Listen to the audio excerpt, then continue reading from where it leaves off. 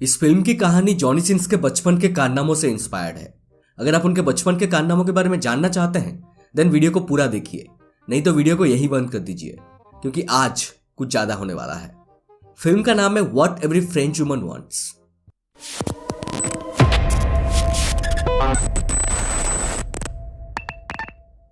तो कहानी शुरू होती है छोटे जॉनी सिन्स को दिखाते हुए जिनका बचपन का नाम था रॉजर। 16 साल का रॉजर समर वेकेशन में अपने घर लौट रहा होता है। उसे लेने के लिए उसकी मां ने अपनी एक मेड मिस लपिते को घोड़ा गाड़ी लेकर भेजा था। घोड़ा गाड़ी में अच्छी सस्पेंशन ना होने की वजह से मिस लपिते के खरबूजे उछल रहे थे, जिसे देखकर रॉजर के अंदर छिपा छोटा चेतन बाहर निकलने के लिए बेताब हुए जा रहा था। मिस लपिते भी रॉजर की इरादे समझ चुकी थी, बट उसने रॉजर से कुछ नहीं कहा। ऐसे ही हिलते हिलते रॉजर फाइनली अपने घर पहुंचता है, जहां उसकी फैमिली के सभी मेंबर्स उसका स्वाग से स्वागत करते हैं। तभी रॉजर की मां की नजर उसके पैंट पर पड़ती है और वो पूछती है कि तुम्हारे पैंट पर ये रबड़ी कैसी। दरअसल मिस लपिते के खरबूजे को ताड़ने की वजह से रॉजर के छोटे चेतन ने अपने जवाब दे दिया था। तभी वहां मौजूद रॉजर की मासी उसे डिफेंड करते हुए कहती है, अरे जाने भी दो, इस उम्र में ये सब होता ही रहता है। और वो खुद अपने हाथों से रॉजर के पैंट पर लगी रबड़ी साफ करने लग जाती है। आगे हम देखते हैं कि रॉजर की एक छोटी बहन भी है जिसका नाम है बर्था। बर्था रॉजर को जंगल की सैर कराने ले जाती है, जहां रॉजर की मुलाकात मिस लपिते से होती है। मिस लपिते को अचानक जोर की लग जाती है और वो वही खड़े खड़े ही रॉजर के सामने पौधों को पानी देने लग जाती है। रॉजर मन ही मन सोच में पड़ जाता है कि भैंस की आंख, ये मैंने क्या देख लिया। इसके बाद रॉजर जंगल में ख्याली पुलाव बनाते हुए टहल रहा होता है कि तभी अचानक फिसल कर वो पास की एक झाड़ी में गिर जाता है। वहां उसे किसी लड़की की हंसने की आवाज सुनाई देती है और वो देखता है कि उसकी ही घर की एक मेड उर्सुला किसी अनजान मर्द के साथ जंगल में मंगल करने में बिजी है। उर्सुला की नजर रॉजर पर पड़ती है और वो मुस्कुराने लग जाती है। रॉजर घबरा जाता है और वो तुरंत अपना पिछवाड़ा उठाकर वहां से भाग जाता है। रात को रॉजर अपने फैमिली मेंबर्स के साथ डिनर कर रहा होता है। उसकी मां डिसिप्लिन के मामले में काफी सख्त होती है और बात बात पर रॉजर को टोकती रहती है। डिनर के बाद रॉजर अपने कमरे में सोने चला जाता है। तभी उसे अपने कमरे के बाहर कुछ खड़खड़ाने की आवाज सुनाई देती है। बाहर झांककर देखने पर उसकी लिटरली फट के हाथ में आ जाती है। वो देखता है कि उसकी घर की एक नौकरानी हेलेन किसी दरवाजे के सामने झुकी हुई है और कोई हवस का पुजारी खड़े खड़े ही पीछे से उसका तबला बजा रहा था। फटाफट एक क्विकी करने के बाद हेलेन अपना कपड़ा ठीक करते हुए वहां से चली जाती है और यहाँ रॉजर किसी तरह अपने छोटे चेतन को संभालते हुए सोने चला जाता है। तभी उसे बर्था दिखाई देती है जो कि उसके बिस्तर में ही छुपी हुई थी। बर्था उसे अपनी मौसी के बारे में बताने लगती है। वो कहती है कि हमारे मासी मार्गरेट अभी तक एक वर्जिन है। रॉजर पूछता है कि तुम्हें कैसे पता चला। बर्था कहती है कि मुझे हेलेन ने बताया था, वो हमारी घर की एक मेड है। रॉजर पूछता है कि हमारे मासी ने अभी तक शादी क्यों नहीं की। बर्था कहता है कि मुझे नहीं पता, मैंने सुना है कि उन्हें मर्दों से बहुत डर लगता है। अगली सुबह बर्था रॉजर को एक नदी के किनारे लेकर जाती है, जहां उसके घर के सारे नौकर नहाते हुए अपनी सीक्रेट शेयर किया करते थे। बर्था और रॉजर एक दूसरे से बातें कर रहे होते हैं कि तभी उर्सुला और बाकी नौकरानियां वहां नदी के किनारे आ जाती है। दोनों भाई बहन एक पेड़ के पीछे छिप जाते हैं। नौकरानियां आपस में पंचायत कर रही होती है। तभी नदी के दूसरे किनारे से 3 रामू काका गुजर रहे होते हैं। ये तीनों भी रॉजर के घर के नौकर ही थे। तीनों पौधों को पानी देते हुए नदी के उस पार बैठी मेड्स को अपने अपने औजार दिखाने लग जाते हैं। उर्सुला भी कुछ कम नहीं थी, वो भी जोश में आकर अपना तबला उन्हें दिखा देती है, जिसे देखकर वो कहते हैं, बेटा मौज कर दी वाह बेटे वाह। ये सब चीज बर्था और रॉजर एक पेड़ के पीछे से छिपकर देख रहे होते हैं। अगले सीन में हम देखते हैं कि घर पर रॉजर की बड़ी बहन एलिसा अपने पापा के साथ आई हुई है, जिसका घर के सभी फैमिली मेंबर्स स्वाग से स्वागत कर रहे होते हैं। एलिसा सभी से गले मिलती है, बट जब रॉजर की बारी आती है तब वो उसे सिर्फ हाय हेलो कहकर अंदर चली जाती है। रॉजर अपने साथ हुए इस भेदभाव के पीछे की वजह को समझ नहीं पाता और निराश हो जाता है। रॉजर की निराशी बर्था समझ जाती है और उसका मन हल्का करने के लिए वो उसे एक चर्च के अंदर लेकर जाती है, जहां दोनों छत के ऊपर छुपकर अपनी मासी की बातें सुनने लग जाते हैं। उसकी मासी मार्गरेट चर्च के पादरी के सामने अपना पाप कन्फेस कर रही होती है। वो उस पादरी से कहती है कि मुझसे एक बहुत बड़ा पाप हो गया है। वो पादरी पूछता है कि क्या हुआ बेटी, मुझे बताओ। मार्गरेट कहती है, मेरा नेफ्यू रॉजर कुछ दिन पहले ही अपने स्कूल से समर की छुट्टी एंजॉय करने यहाँ आया है और जब से मेरे नैना उसके नैनों से मिले हैं तब से मैं उसकी दीवानी हो गई हूँ। कई बार तो मैंने खुद को उसके साथ इंटीमेट होते हुए भी इमेजिन किया है। ये सारी बातें छत के ऊपर छिपा रॉजर पूरे ध्यान से सुन रहा था। वो सोचने लगता है कि चलो कोई तो है इस घर में जो मेरे बारे में भी सोचता है। मार्गरेट के इन सब बातों को सुनकर पैदरी को नींद आ गई थी। रॉजर भी एक्साइटमेंट के मारे छत से नीचे गिर जाता है, जिसकी वजह से उसका भांडा फूट जाता है। इसके बाद पादरी और मार्गरेट रॉजर की माँ को उसके बारे में सब बता देते हैं। रॉजर की माँ पादरी से पूछती है कि अब आप ही बताइए, इसे क्या सजा मिलनी चाहिए। पादरी कहता है कि इसके पिछवाड़े पर 10 जोरदार फटके लगाने चाहिए। रॉजर की माँ को भी ये आइडिया पसंद आता है। वो रामू काका को बाहर से झाड़ की मुट्ठी लाने के लिए कहती है। फिर वो झाड़ की मुट्ठी मार्गरेट को पकड़ाते हुए कहती है कि ये काम तुम ही करो। तभी वहां एलिसा का फियोन्सी रोलैंड पहुंचता है और वो रॉजर को इस हालत में देखकर अंदर ही अंदर हंसने लगता है। मार्गरेट पहले तो मना करती है, बट रॉजर की माँ के फोर्स करने पर पूरी शिद्दत के साथ वो रॉजर के पिछवाड़े पर 10 जोरदार फटके लगाती है, जिसकी वजह से रॉजर का पिछवाड़ा अब एक लाल टमाटर का रूप ले चुका था। यह कार्यक्रम घर की मेड उर्सुला और उसकी बहन बर्था बाहर से छिपकर देख रही होती है। रात को रॉजर उल्टा होकर सो रहा होता है, क्योंकि फटके पड़ने की वजह से उसके पिछवाड़े इस हालत में नहीं थे कि उसका वजन सह पाए। तभी उसे फिर से अपने कमरे के बाहर बर्तन की खनखनाहट सुनाई देती है और वो लपक कर बाहर झांकने लगता है। वो देखता है कि इस बार भी हेलेन के पीछे कोई तबला बजा रहा था, बट अफसोस के साथ हम ऑडियंस को ये नहीं पता चल पाता कि आखिरकार वो मिस्टर इंडिया था कौन। इस बार रॉजर के साथ साथ मिस्टर फ्रैंक भी इस नजारे का पूरा लुत्फ उठा रहे थे। मिस्टर फ्रैंक मनी मन सोचते हैं, वाह क्या सीन है। तभी वहां उर्सुला आ जाती है और रॉजर से कहती है कि मैंने तुम्हें आज पिटते हुए देखा है और मुझे पता है कि तुम्हें बहुत दर्द हो रहा है। अगर तुम चाहो तो मैं तुम्हारे पिछवाड़े में आइडेक्स लगा देती हूँ। रॉजर कहता है कि नहीं, इसकी कोई जरूरत नहीं है, बट क्या तुम मुझे एक बात बता सकती हो? हर रात जब मैं सोने जाता हूँ तब मुझे हेलेन किसी के साथ अपना तबला बजवाते हुए दिखाई देती है। क्या तुम्हें पता है कि वो मिस्टर इंडिया कौन है? उर्सुला कहती है कि यह मेड्स की हर रात की कहानी है, ये एक टॉप सीक्रेट है, और वहां से चली जाती है। रॉजर सोच में पड़ जाता है कि साला सभी अपनी गाड़ी यहाँ तेजी से दौड़ा रहे, पता नहीं मेरी बारी कब आएगी। तभी उसे याद आता है कि हेलेन की पेलेन मिस्टर फ्रैंक भी तो देख रहे थे, उन्हें इस बारे में जरूर पता होगा। वो मिस्टर फ्रैंक से मिलने उनके कमरे में जाता है, जहां मिस्टर फ्रैंक अपनी पैंट में हाथ डालते हुए दूरबीन की मदद से चांद सितारों का मुआयना कर रहे थे। रॉजर को अपने कमरे में देखकर मिस्टर फ्रैंक चौंक जाते हैं और वहां से चले जाते हैं। उनके जाने के बाद रॉजर भी दूरबीन से चांद सितारे देखने की कोशिश करता है। उसे जमीन पर दो आत्माओं का मिलन दिखाई देता है। तब उसे पता चलता है कि साला फ्रैंक तो उससे भी बड़ा ठरकी है। रॉजर इसी सोच में डूबा रहता है कि तभी उसे टेबल पर पड़ी एक किताब मिलती है। उस किताब में मियां खलीफा के फोन नंबर के साथ साथ दिलचस्प कहानियां भी लिखी हुई थी। रॉजर जल्दी से उस किताब को अपने पैंट में डालकर वहां से निकल लेता है। जब वो अपने कमरे की तरफ जा रहा होता है तभी उसे अपने पेरेंट्स के कमरे के बाहर कुछ गुटरगुट की आवाज सुनाई देती है। वो की होल से झांकने की कोशिश करता है। तभी एलिसा का फियोन्सी रोलैंड उसे झांकते हुए पकड़ लेता है। रॉजर उसे रिक्वेस्ट करता है कि तुम प्लीज मेरे पेरेंट्स को इसके बारे में कुछ मत बताना, तुम जैसा कहोगे मैं वैसा करूंगा। रोलैंड भी इस मौके को ना गवाते हुए रॉजर से अपनी गाड़ी साफ करवाने लग जाता है। अगले सीन में हम देखते हैं कि रॉजर एक घोड़े की अस्तबल में छुपकर वो अश्लील किताब को पढ़ते हुए अपने हाथ गाड़ी चला रहा होता है। तभी वहां एक रामू काका आ जाते हैं और रॉजर उन्हें देखकर एक कोने में छिप जाता है। कुछ देर बाद हेलेन भी वहां मुर्गियों को दाना डालने आ जाती है। रामू काका बातों ही बातों में हेलेन को उस खिड़की में फंसा देता है और पीछे से जाकर हेलेन का बैंड बजाने लग जाता है। हेलेन की नजर रॉजर पर पड़ती है और वो उसे हेल्प मांगने लगती है, लेकिन जब रॉजर उसकी हेल्प करने के लिए आगे बढ़ता है तब हेलेन उसे रोकते हुए कहती है कि नहीं साहब, अभी नहीं, थोड़ी देर रुक जाओ। दरअसल हेलेन को भी रामू काका से बैंड बजवा के मजा आ रहा था।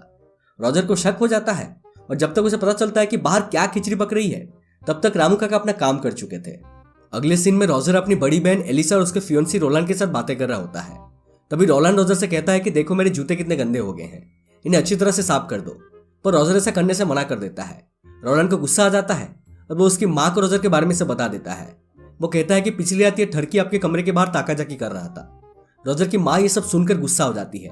वो रोलैंड से कहती है कि मैंने अपनी सारी बेटियों को अच्छे से संस्कार दिए हैं, पर पता नहीं ये लड़के को ये सब ज्ञान कौन दे रहा है। वो तुरंत रॉजर को घर से बाहर जाने के लिए कहती है। रॉजर मौका देखकर अश्लील कहानियों वाला किताब को अपनी बहन एलिसा के किताब के साथ एक्सचेंज कर देता है। वो बाहर से छिपकर एलिसा को वो किताब पढ़ते हुए देखता है। एलिसा भी उस किताब में मौजूद कहानियों को पढ़कर उसके मन में लड्डू फूटने लगते हैं। इधर रॉजर का छोटा चेतन पैंट से बाहर निकलने के लिए आंदोलन पर उतर आया था। उसे शांत कराने के लिए वो सीधे उर्सुला के पास जाता है, जो कि किचन में अपना काम कर रही होती है। रॉजर लपक के उर्सुला को पीछे से पकड़ लेता है, पर उर्सुला को लगा कि किसी रामू काका ने उसे पकड़ा है। वो भी अपने आप को डिफेंड करते हुए रॉजर के माथे पर एक प्लेट तोड़ देती है, जिससे रॉजर को दिन में तारे दिख जाते हैं।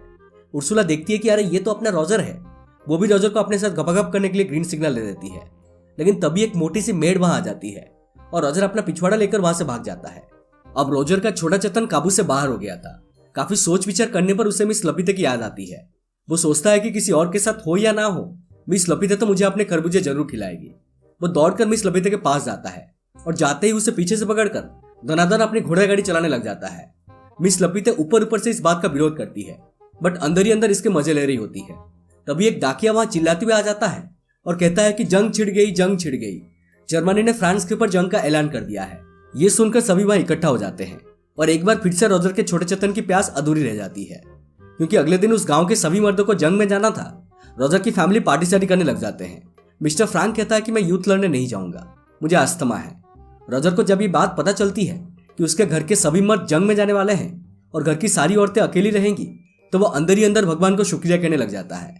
अब रॉजर सभी के जाने का इंतजार करने लगता है, बट तब के टाइम में फ्रांस में एक रिवाज हुआ करता था, जब भी कोई जंग होती तो उसमें जाने से पहले सारे मर्द अपनी बीवियों के साथ जंगल में जाकर मंगल किया करते थे। आज की रात भी वही रात थी। सब जंगल में मंगल कर रहे थे और अपना रॉजर भी सभी को एंजॉय करते हुए देख रहा होता है। अगली सुबह सारे मर्द युद्ध के लिए रवाना हो जाते हैं। सबसे पहले रॉजर उर्सुला को अपने जाल में फंसाता है। उर्सुला का तो पहले से ही रॉजर से लगाव था, वो भी खुद को उसके हवाले कर देती है। रॉजर बिना टाइम गवाए पूरी शिद्दत से उर्सुला की अनबॉक्सिंग करने लग जाता है, बट उर्सुला ने पहने हुए होते हैं काफी कॉम्प्लिकेटेड कपड़े, वो उसे अनबॉक्सिंग नहीं कर पाता। बाद में दोनों एक साथ पूरी रात तक पलंग तोड़ने लग जाते हैं। अगले दिन बर्था रॉजर से कहती है कि हमारी माँ पादरी से कुछ कन्फेस करने वाली है, चलो जाकर देखते हैं कि उन्होंने कौन सा पाप किया है। उसकी माँ पादरी को बता रही होती है कि मेरा हस्बैंड रात को मेरे साथ अलग अलग पोजीशन में गपागप करता है और मुझे भी इसमें बहुत मजा आता है, बट मुझे कभी कभी लगता है कि मैं कोई पाप तो नहीं कर रही। पादरी कहता है तुम अपने पति के साथ कुछ भी कर सकती हो, इसे पाप नहीं कहा जाता। अगले सीन में हम नदी के किनारे बैठी रॉजर की मेड केट को देखते हैं। तभी अचानक रॉजर भी नदी से बाहर निकलता है और केट को अपनी बातों में फंसाकर वही नदी के किनारे उसके साथ गपागप करने लग जाता है। अब रॉजर की हिम्मत बढ़ गई थी, वो अपने घर में मौजूद सभी महिलाओं के साथ संभोग करने का प्लान बनाता है। रॉजर के पापा कुछ दिन के लिए जंग से वापस आए थे। दरअसल वो एक कॉर्नल थे और कभी भी अपने घर आ जा सकते थे। रात में उसकी नजर अपनी मासी मार्गरेट और केट पर पड़ती है, जो कि उसके पेरेंट्स के कमरे के बाहर छिपकर उनका गुटर को देख रहे थे। रॉजर को अब किसी बात का डर नहीं था, क्योंकि घर के सारे मर्द तो युद्ध लड़ने गए हुए थे। वो बेधड़क अपने पेरेंट्स के कमरे में घुस जाता है, जहां उसके पेरेंट्स एक रोल प्ले कर रहे थे। वो रॉजर को अपने कमरे में देखकर बौखला जाते हैं और डांट कर उसे बाहर निकाल देते हैं। इसके बाद मार्गरेट अपने कमरे में सोने के लिए जाती है, बट तभी उसे अपने बिस्तर पर रॉजर लेटा हुआ दिखाई देता है। रॉजर मार्गरेट से कहता है कि मुझे पता है कि आप अभी तक एक वर्जिन हो, मैं आपकी मदद करने के लिए आया हूँ। पहले तो मार्गरेट मना करती है, बट थोड़ी देर के चुम्मा चाटी के बाद वो खुद को रोक नहीं पाती और दोनों संभोग में लिप्त हो जाते हैं। इधर हेलेन फिर से चाय नाश्ता लेकर उस दरवाजे के सामने आती है, बट इस बार वहां से मिस्टर इंडिया गायब था, क्योंकि घर के सारे मर्द जंग लड़ने गए हुए थे। कोई और चारा ना होने की वजह से हेलेन सीधे रॉजर के कमरे में चली जाती है। रॉजर उसे पूछता है कि तुम हमेशा इसी टाइम पर यहाँ क्यों आती हो। हेलेन कहती है कि मैं तो जस्ट चाय नाश्ता देने के लिए आती हूँ। फिर वो वहां से जाने लगती है कि तभी रॉजर उसे पीछे से पकड़ लेता है और उसका गेम बजाने लग जाता है। एक दिन बर्था और रॉजर बगीचा में बैठे हुए होते हैं। तभी बर्था कहती है कि देखो कौन जा रहा है। रॉजर देखता है कि ये तो उसकी बड़ी बहन एलिसा थी। वो बर्था के इशारे समझ चुका था। वो तुरंत एलिसा के पास पहुंचता है, जो कि घोड़ों को घास डाल रही थी। रॉजर एलिसा को भी अपने जाल में फंसा लेता है। पहले तो एलिसा जमकर इसका विरोध करती है, बट अश्लील कहानियां पढ़ने की वजह से वो भी खुद को रोक नहीं पाती और दोनों घोड़े के सामने ही गपागप करने लग जाते हैं। अब रॉजर के निकल पड़ी थी। घर की लगभग सारी औरतें लाइन लगाकर रॉजर के कमरे में जाती और खुद को संतुष्ट करके बाहर निकलती। कभी कभी तो रॉजर एक साथ 3-3 मेड को भी शांत करवा देता था। एक दिन खुले में एंजॉय करने के बाद एलिसा रॉजर से कहती है कि मैं प्रेग्नेंट हो गई हूँ। ये सुनकर रॉजर का माथा ठनक जाता है। तभी वो दोनों देखते हैं कि रोलैंड प्लेन में बैठा घर वापस लौट रहा होता है। दरअसल युद्ध खत्म हो चुकी थी और सारे मर्द वापस आ चुके थे। रॉजर अब सोच में पड़ जाता है कि इससे कैसे छुटकारा पाया जाए। तभी उर्सुला उसके पास आकर कहती है कि मैं भी प्रेग्नेंट हो गई हूँ। कुछ देर बाद उसकी मासी मार्गरेट भी ये बात आकर कहती है कि मैं भी प्रेग्नेंट हूँ। रॉजर सोचने लग जाता है कि अगर जल्दी से जल्दी इसका कोई उपाय नहीं मिला तो फिर मेरा भांडा फूट जाएगा और मेरी खड़ूस माँ मुझे पूरे गांव के सामने उल्टा लटका कर मेरी गोटियां कटवा देंगी। वो उर्सुला से एक लाल रंग का नेल पॉलिश लाने के लिए कहता है। फिर वो नेल पॉलिश को लेकर एलिसा के पास जाता है और कहता है कि तुम प्लीज रोलैंड को सेड्यूस करो और जैसे तैसे उसके साथ आज इंटीमेट हो जाओ। रॉजर फटाफट से एलिसा के बेड के ऊपर रेड नेल पॉलिश लगा देता है, जिससे कि रोलैंड को लगे कि एलिसा अभी तक एक वर्जिन है। इसके बाद वो अपने मासी मार्गरेट के पास जाता है और उसे कहता है कि आप प्लीज मिस्टर फ्रैंक से शादी कर लो, वो आपको बहुत चाहते हैं और आपका बहुत अच्छी तरह ख्याल भी रखेंगे। मार्गरेट भी मान जाती है।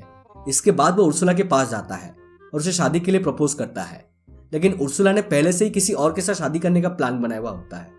तीनों लेडीज की एक साथ ही शादी हो जाती है और किसी को कानो कान भी ये खबर नहीं लगती कि मर्दों की गैर मजदूरी में रॉजर ने क्या गोल खिलाया है। सुहागरात की रात एक आखिरी बार रॉजर हेलेन के साथ पूरी शिद्दत के साथ गपागप करता है।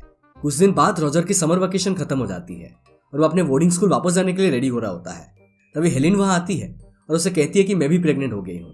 रॉजर कहता है कि तुम टेंशन मत लो, तुम्हारे लिए भी एक हस्बैंड का इंतजाम कर दूंगा। हेलेन कहती है कि इसकी कोई जरूरत नहीं है, मुझे तो इस घर के कई मेंबर्स ने अपने कमरे में खींचकर मेरी तबला बजाया है, मुझे जो भी पसंद आएगा मैं उसके ऊपर ही इल्जाम लगा दूंगी। अगली सुबह रॉजर अपनी बोर्डिंग स्कूल के लिए रवाना हो जाता है और दोस्तों मूवी इसी के साथ यहीं पर खत्म हो जाती है। तो ये थी इस मूवी की पूरी कहानी। ये मूवी रिलीज हुई थी सन 1986 में और IMDb पर इसे मिले हैं 5.8 out of 10। Hats up to the makers, पता नहीं कहां से ऐसे आइडियाज आते हैं मूवी बनाने के लिए। खैर, अगर आपको एक्सप्लेनेशन पसंद आए तो प्लीज वीडियो को लाइक करें, शेयर करें और काम पसंद आ रहा है तो प्लीज चैनल को सब्सक्राइब करें। देखो तबीयत खराब होने के बावजूद भी मैं वीडियो ला रहा हूं, तो एक लाइक एंड सब्सक्राइब तो बनता है। कोई तरीका है भीख मांगने का? एंड ऑल्सो साइड वाला बेल आइकन को भी दबा दीजिएगा, क्योंकि हम ऐसे ही इंटरेस्टिंग एक्सपीरियंसेस लाते रहते हैं। मिलते हैं अगले वीडियो में, तब तक stay safe and take care.